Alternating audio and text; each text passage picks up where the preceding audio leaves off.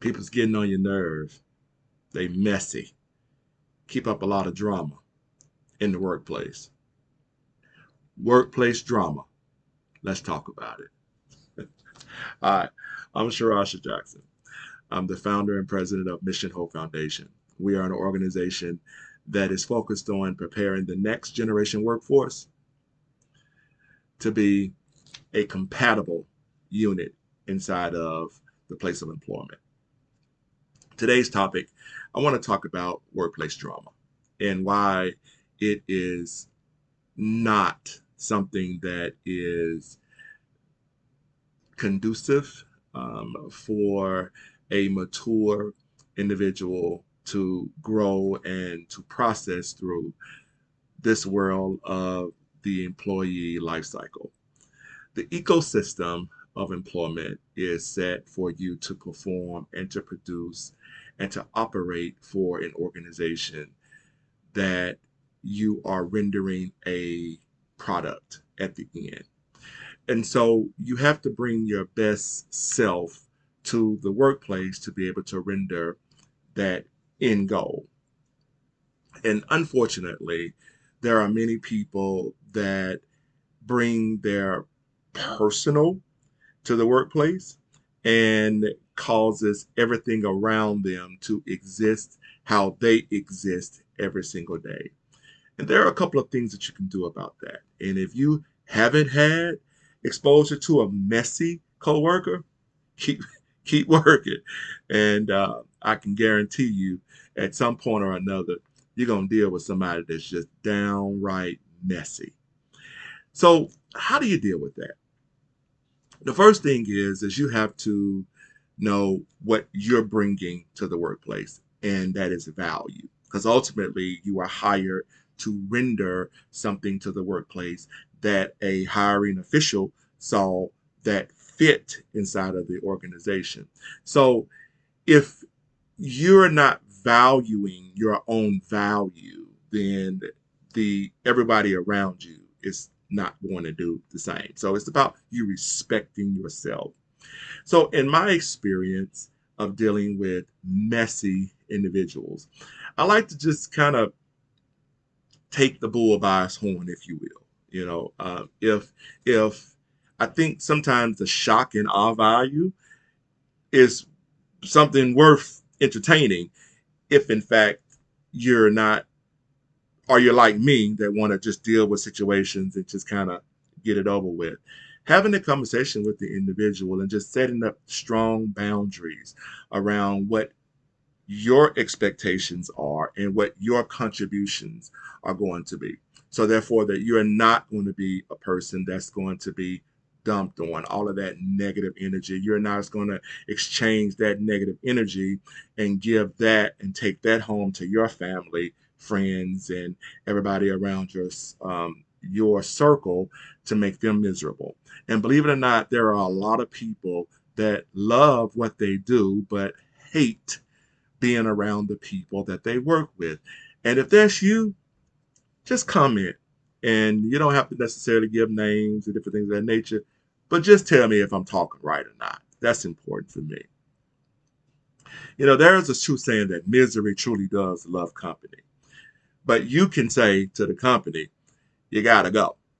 So setting strong boundaries around what you're going to tolerate is very important. I like to say this right here, and my wife is a human resource professional. She's an organizational director. So a lot of times she spends a focus in studying organizational aptitudes and to make sure that they are healthy. So in doing that, I oftentimes slide and read a lot of her books that she has, and the books that I've been reading about leadership is it focuses on what are you going to do to change or to contribute to culture. Every organization has its culture. And if you were selected for the job, there was something that was inside of you that the hiring official saw that was going to fit. And sometimes people just slide through that they start off nice, and then it's almost like they change. They turn into somebody completely, totally different. And so, how do you address and how do you deal with that? All right. So, point number two, if you're not a person that likes to confront situations, another way that you can do that is just simply just go to your human resource professional and make your concerns noted. Because speaking to power about what role you're going to play in terms of having a harmonious working environment is important. And that's what human resources is for, is to create a path, to be an advocate for you as an employee. Toxicity has no place in the workplace. There is workplace violence that takes place due to individuals not being happy or dysfunctional or being bullied, or the list goes on. And you have those individuals that cause workplace situations as a result of all of that behavior. So creating a narrative, if you will, or a notice of behavior is very important. And your first step in doing that is contacting,